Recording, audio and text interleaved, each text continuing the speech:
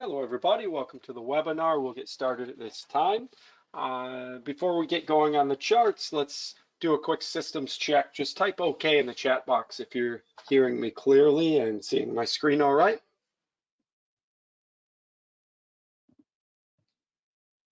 Okay, great, I've got enough responses, thank you. If anyone has any issues as we go along, feel free to let me know. One thing to keep in mind as we get started, all investments have risk. Obviously, no one trade is guaranteed to have profits, but certainly we're all here for the nice potential for profits that we all understand exists as well. So we'll go through some ideas from an educational perspective, certainly not to be taken as financial advisement, but from a perspective to gain some extra knowledge, to build upon your existing trading strategies, and hopefully improve your P&L at the end of the day, end of the week, end of the month, etc. You can find our full risk disclosure statement on AvaTrade's main website as well. Now, keep in mind, as we look at the charts and we do the technical analysis, we tend to lean mostly on manual methods of technical analysis in the webinars. On occasion, we'll do some indicators. I tend to like the Fibonacci levels, the retracement tool. We could look at that maybe today. And other indicators as well can be helpful, but I think it's best to understand how to read the charts manually, and then you understand really what the indicators are trying to tell you as well. It can improve upon your ability to utilize indicators in the end. Now, there are different types of charts you can look at. Most traders tend to look at the historical data on candlestick charts, which is where we'll focus our technical analysis. As we go along, please feel free to ask any questions, jump in, give input, whatever's going to help your understanding and also others if you have something to share.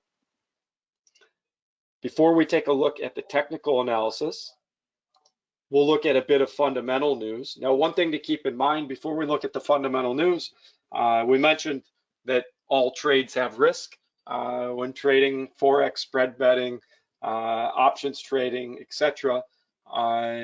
One great way to manage risk with your Forex trading and CFD style trading, I should say, there's more than Forex, obviously, stocks, indices, etc., is to use a stop loss, right?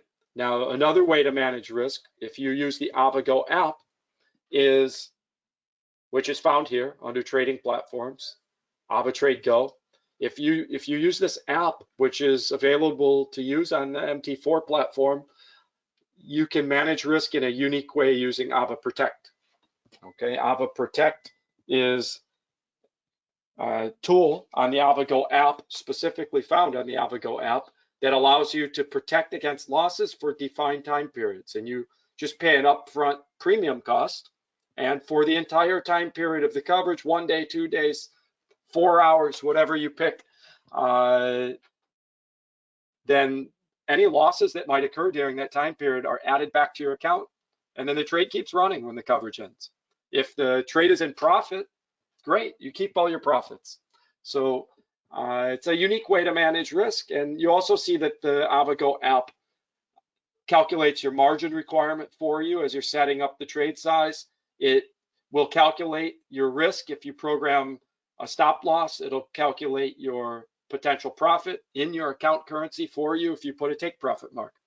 So very useful, the AvaGo app. Now I have someone saying that they can't hear me, so let me just type a quick message. Type OK if you're hearing me still.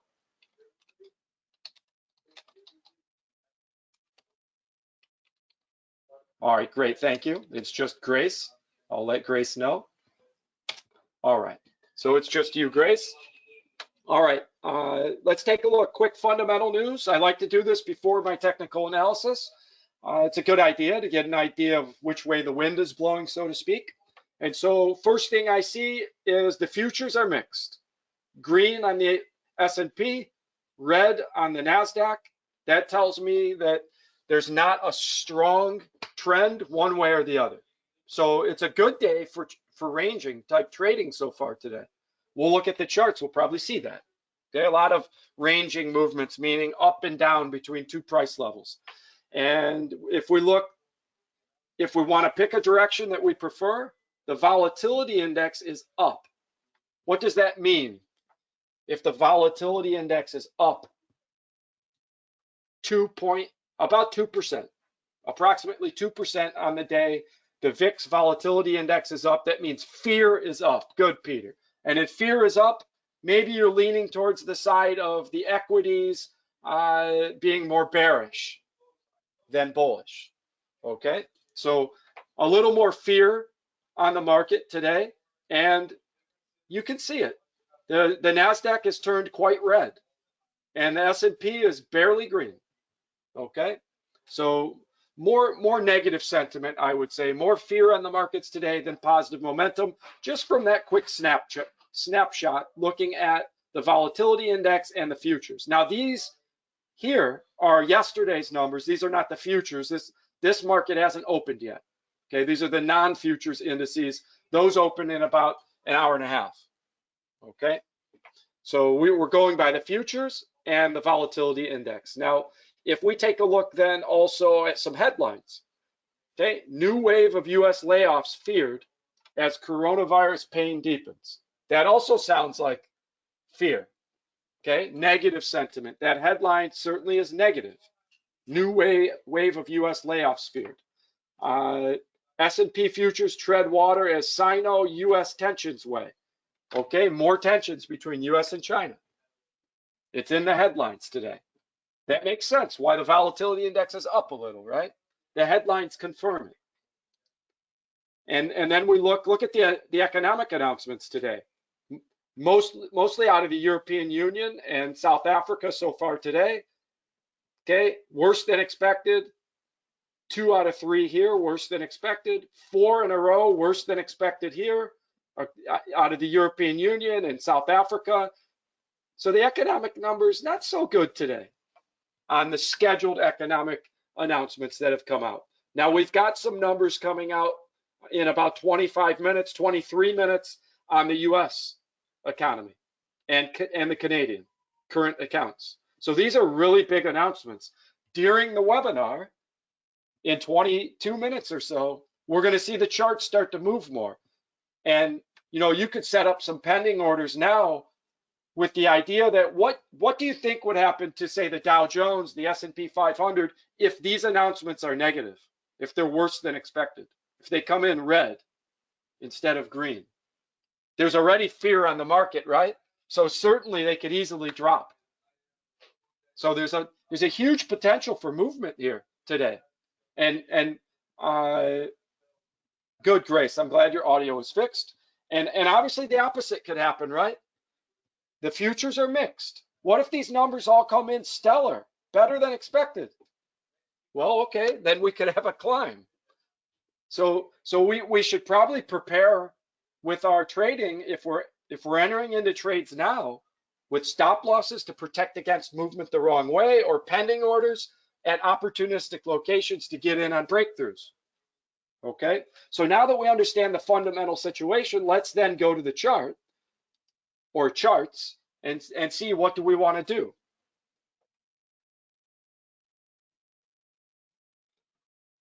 Ekamina, the volatility index, is just one tool to use to help paint a bigger picture of how you feel about the market at any given moment.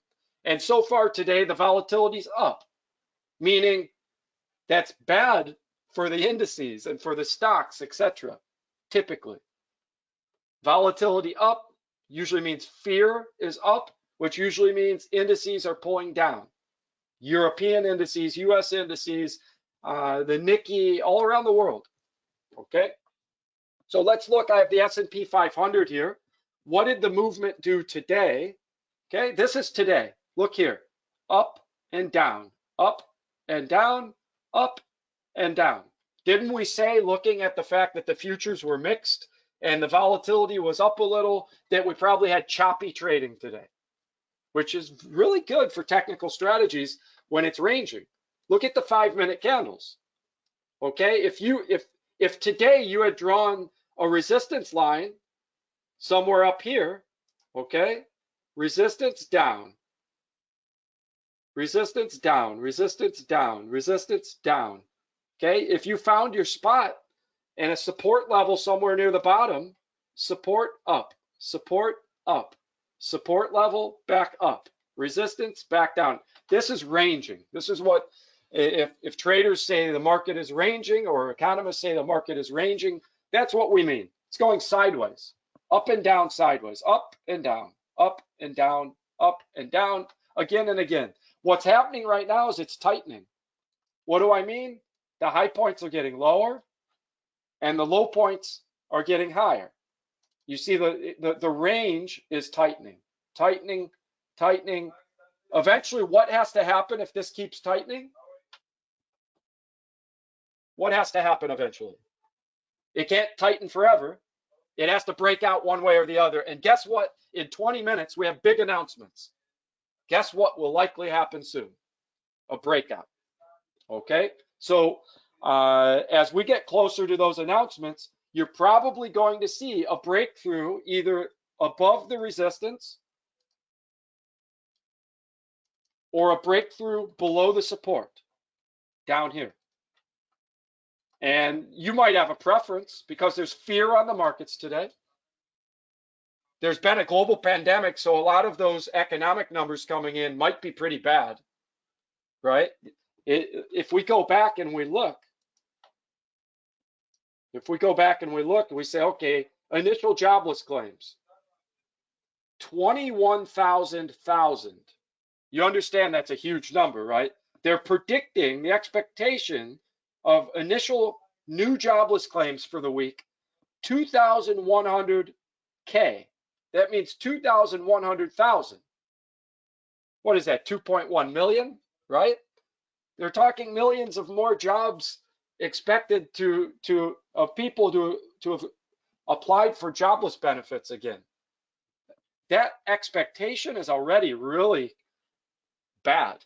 So if the number comes in at 2.2 million, 2.3 million, or anything above 2.1, you could see a dive on some of these indices. I'm not saying guaranteed it will, right? But certainly that would be bearish news. And the opposite, if this comes in 1 million, maybe because the economies have been opening up, maybe it's going to be a lot lower than expected, these numbers, or better than expected, I should say, right? If a lot less people applied, then we could see it break out the other way. And these are huge numbers. Jobless claims, GDP numbers, okay? GDP quarter to quarter. Look at the expectation. GDP to drop almost 5%. You would never think in normal times you would have an expectation of GDP to go down like that. And so if it's anywhere near that, 5%, my goodness, that's really bad news. So even if it comes in slightly better than the expectation, that's probably still bad news. So the expectations are really bad because of what's been going on with the outbreak. And you got the same thing down here in Canada. Current account, talking about loss of jobs. Okay, that's what the current account is talking about. So the expectation. So let's go back to the charts and we say, okay, you see the possibility of huge momentum coming soon. So what kind of pending order could you put down here below this support with an entry point somewhere down below the support level? If it breaks the support, that means probably bad news came in and you might get in on a sell position from down there if it breaks the support. Kind of pending order sells from a lower point. Let me switch to maybe 30-minute candles. Okay, if I'm putting a pending order down here, what kind of pending order would sell from a lower point? Sell stop, that's it. You got it. So if I want to program that if the movement breaks this support level and hits maybe here, what's that, 3,025, let's say? And I'm not telling you that you should take a sell stop at 3,025. It's an example. You certainly could if you wanted to. S&P 500, how do you do a pending order? Switch to pending. I put at price 3,025. I could put my stop loss back above. If it's really downward momentum and it breaks the support, you're thinking it'll keep dropping, so your stop loss would be right back above the support if you're using a stop loss, right? Not everyone does. 3,000, I don't know, 32, okay? And so I'm going back up 7 points to my stop loss. And then my take profit, maybe the first support level down here, which would be this area right here. Maybe I want to take profit. This would be a support level too, down a little lower. And maybe I want to go after a little more profit by going to this support level here. Okay, support, support, support, support. So I'm saying 3,000 even, or maybe a little before to be slightly above the support, 3,002. Oops, what did I do wrong? Oh, I left it on buy limit. I'm glad I did that. You see, if you put the wrong pending order, buy limit buys from a higher, buys from a lower point. I want a sell stop, which sells from a lower point. Now my numbers make sense. Perfect. Okay. So once you pick pending order, you have to pick the pending order type. Remember, a sell stop sells from a lower point. By default, it's on buy limit, which buys from a lower point. I didn't program it with numbers that would make sense if I was trying to buy from a lower point. Selling from a lower point, sell stop, here it is. And so my entry point is this green line. My take profit is this red dotted line down here. And my stop loss is this red dotted line. Yeah, Peter, thanks. It's sell stop now. Okay, so what we're looking at here then, look at the distance to my stop loss compared to the distance to my take profit. It's about, what, 3 times more potential profit to this support level down here than I'm risking to if it goes the wrong way, okay? And so that's one potential opportunity. Now, what if you looked at this and you said, you know what, I'm off on that. I want this a little higher. You can just drag it up. You see that? Okay, now my entry point's a little higher. So the pending orders are adjustable like that. You can just click and drag it. And you see when I clicked my entry point up higher, the stop loss and take profit moved with it. So it's the same distances away from the entry. Now, what if I wanted to move my entry up, but I want my stop loss back down? Then I can drag that down separately. Just like that, back down to where I had it. Perfect, okay? And my stop loss is the same distance away. Okay, so you can play around with it as you watch the candles form, as you're waiting and you say, okay, or as you check back on occasion, if you want to adjust it based on new candle formations, you certainly can do that. Type okay if you're with me on that, the concept there of why we would sell from a lower point. Because it's counterintuitive. Why would you sell from a lower point? Usually you want to sell from a higher point. It's for confirmation of the breakthrough, of the momentum, okay? And what if it's good news today and it breaks the resistance? Well, here's the resistance here. There's resistance lower, but remember it was tightening. The resistance was tightening. If it's truly really good news, it should break this high point up here. So if it breaks this level here, maybe you have a buy stop ready to go at 30.50, 30.53. Okay, so then we could also go in pending order. I'm not going to accidentally put buy limit again. Buy stop, and maybe I have 30.53. And again, I could go and put my stop loss back below maybe 30.45. So I'm back below what would have been the broken resistance, which should be new support. And my take profit, I could put wherever it makes sense, right? And then I place that order, and there we are. So now I have If the price hits the green line up here, it'll buy. If it breaks the resistance, and if it breaks the support, it hits the green line here and sells. And maybe I look and I say, well, I don't have it high enough above these wicks. It could hit and then drop like these ones. So then I can just say, okay, I'm off a little. Let me slide that up. There. Now my entry point has cleared all of these wicks. It would actually have to break through the resistance, confirming the uptrend before I buy. Okay, so we've got that set up in both directions. So again, we're not trying to guess what the numbers will be. We're preparing. There are big announcements coming. We're preparing for momentum one way or the other. Okay, and no, neither one of these is guaranteed to break through, activate, and keep going, but certainly has that possibility for a small risk if you set it up the right way. Okay, it's in trading. It's not about being right necessarily. It's about potential. And you could be wrong on one. It could break through and come back, and you lose to the stop loss. Then it goes up, breaks through, and runs.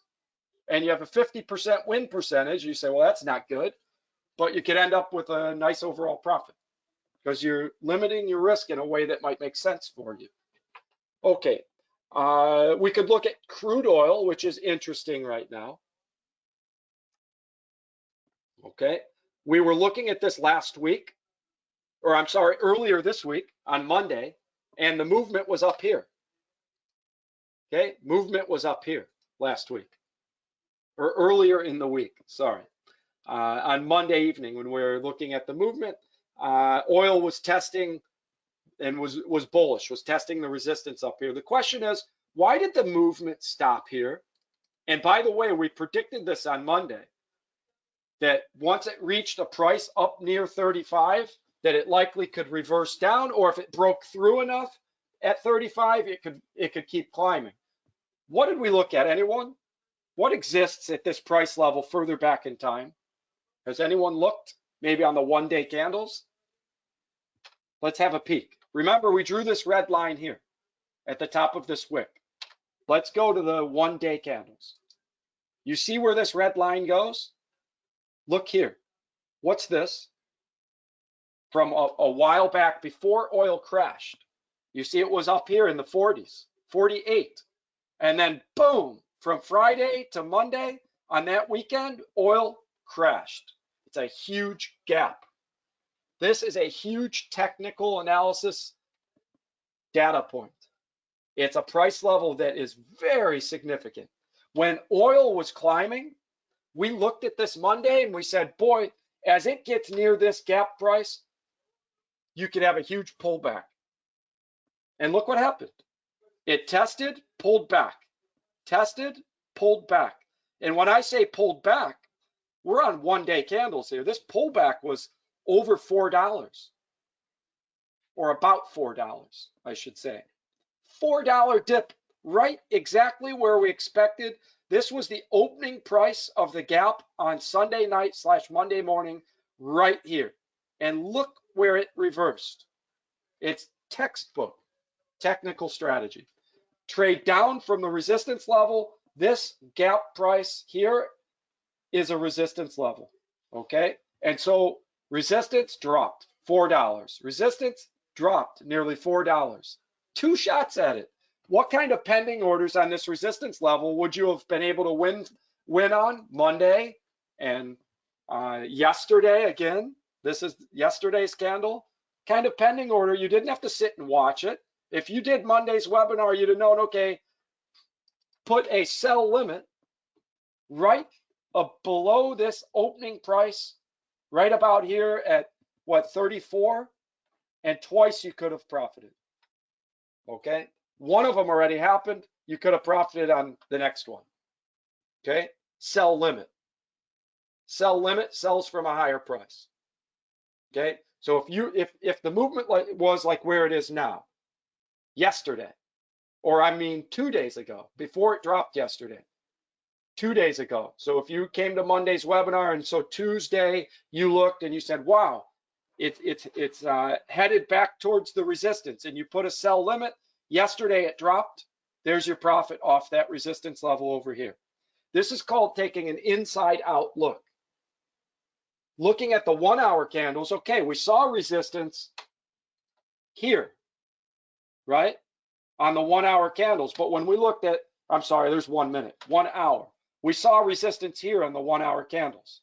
But when we went to 1 day, we saw why that resistance existed here. It wasn't magic. Why this is where the resistance formed. It was completely predictable because this was the gap price of the opening during the plunge. So there's the resistance level. Okay. What else could you do here besides program another sell limit in case it gets towards the resistance with your stop loss just above? If it breaks through the resistance, many times once a movement re-enters a gap, it can fill the entire gap or a large portion of it. Look how big this gap is. If the movement breaks this resistance, where's the next resistance level if it breaks the resistance? Up here. If it breaks through. The next resistance level is up here. How many dollars up is that? That's $7 up from where it is now. It's a huge climb, potentially, to fill that gap. So you could have a pending buy stop somewhere up here that once it clears into the gap, into this gap space, you could trigger a buy stop with the hope that it fills to the top of the gap and take your profit at the next resistance level just before it up here. And by the way, then you can also now have a sell limit programmed from up here. Okay? So this is a spot where you could prepare 3 trades right now. You could have a sell limit ready to sell from the first resistance level. If it breaks through and you're wrong, okay, small loss to your stop loss, that triggers the buy stop. If that one climbs, take your profit before the resistance potentially, and you have a sell limit waiting as well to sell from that resistance, and it could come back to fill that gap back down. Peter, usually the strategy where people are trading to fill the gap, you wait until it breaks through the resistance and actually enters the gap X amount, an amount that you deem significant enough, and that's where you would trigger your buy stop, thinking that there's enough momentum now that it very well might fill the rest of the gap.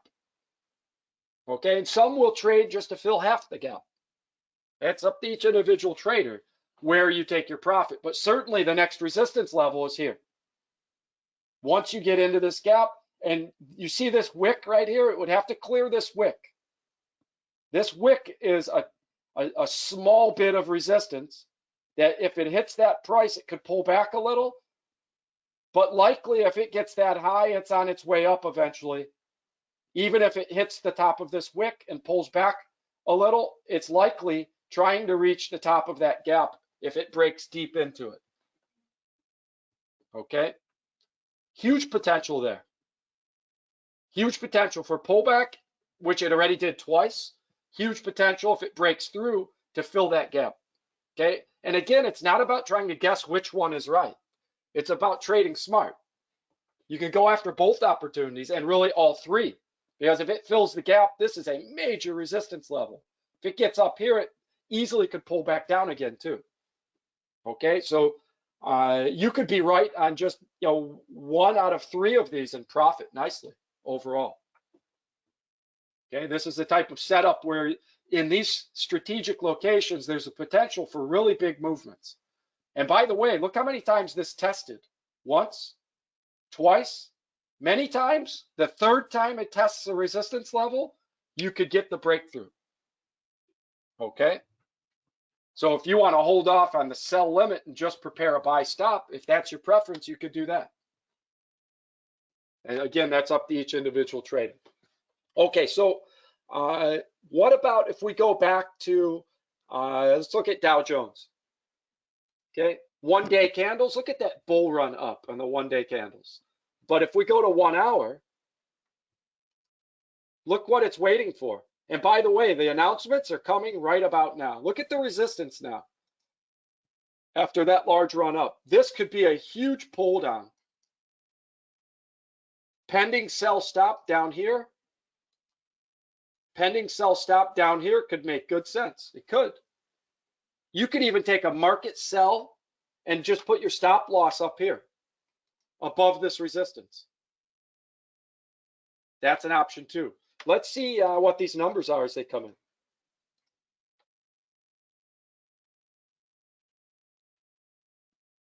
One more minute. So we'll watch them come in live.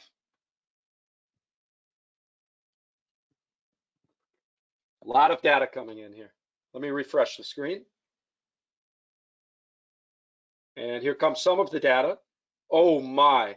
Initial jobless claims, worse than expected. Instead of 2.1 million, 2.123 million. GDP, worse than expected. Instead of down 4.8, down 5%. Those are not good numbers, folks.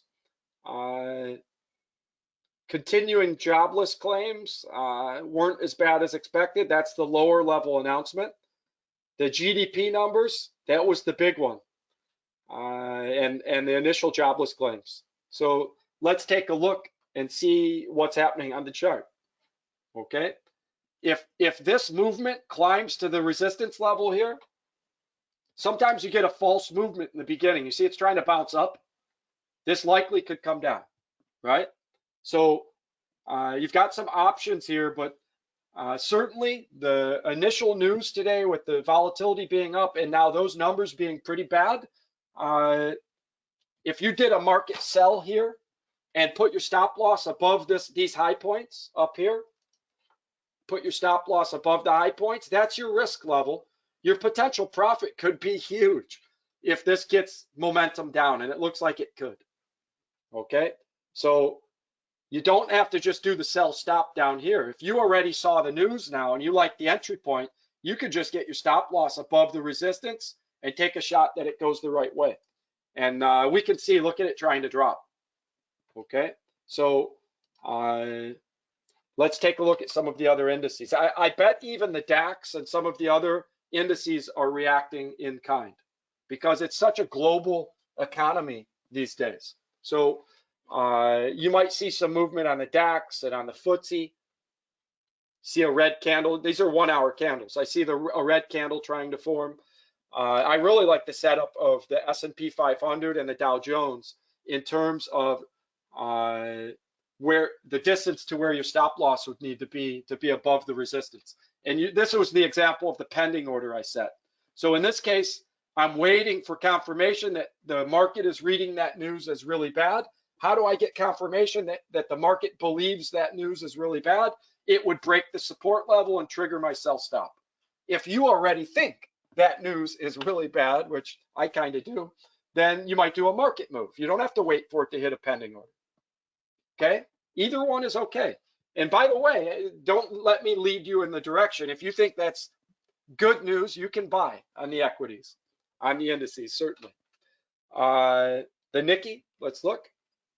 Same thing here, nice resistance level up here. And many times you get a false move before the real move. So this could be testing the resistance and then drop, right? And the same could go on with the Dow Jones. Could test, and then go. Be interesting to watch. But remember, you could have your buy stop up here and either a market sell or a sell stop down here. One of them is likely going to trigger and potentially with a large run, okay? And probably we're leaning towards the break of the support before it would break the resistance up here. It only makes sense with the news we just saw. Okay, how about gold? What's happening, or crude oil? What's happening after the announcement? Look at oil dropping. Why does oil drop with bad economic news? Look at it go down. Why is oil dropping with bad economic news? Bad economic news means less demand for oil, right? It's typically the read that the market has on with oil prices. So there's certainly some reason, some bearish momentum for oil to drop.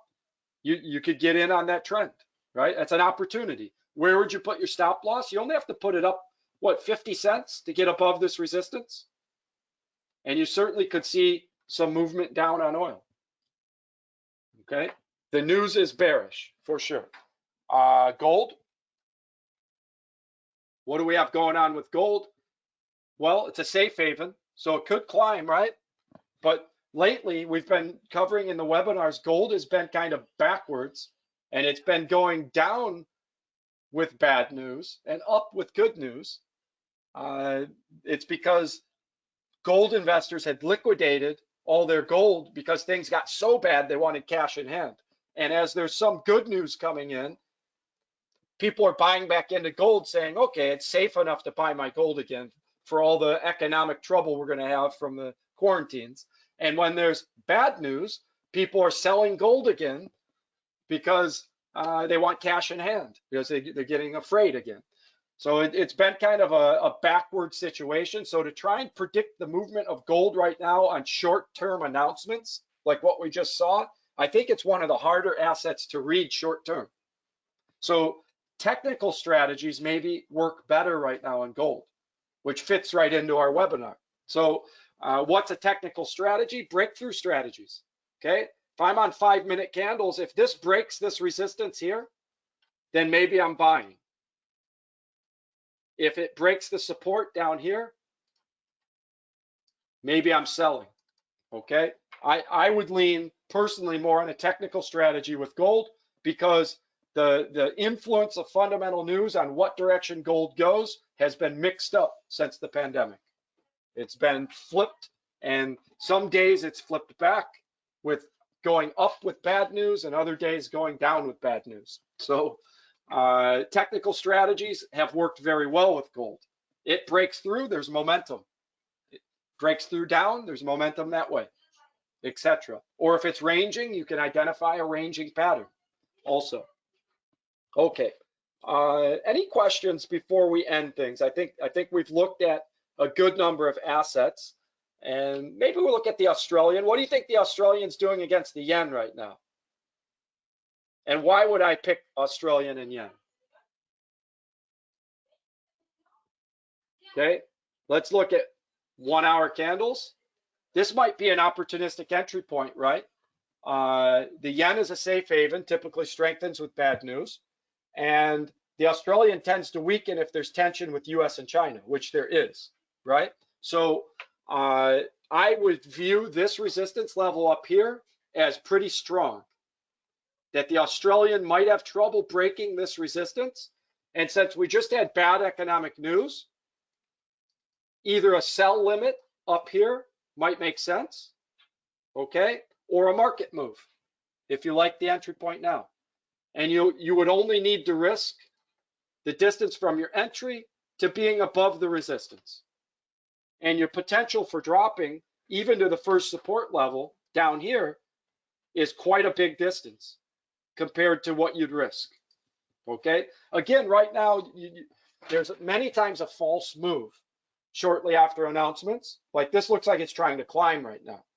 But trust me, there was bad news just now. And the yen tends to strengthen with bad economic news. It's not guaranteed that that'll happen this time, right? But again, we talked about it. It's not about being right every time. It's about trying to get the news on your side and get proper technical entry points for a direction you believe in. And so if you believe that news should help pull the Australian down against the yen, you've got a decent setup, technically speaking, to have your stop loss above a pretty good resistance level here and to have a good distance for potential profit before the next support level. Okay, so I think there's a good opportunity there for movement with the Australian yen. All right, any questions before we end things?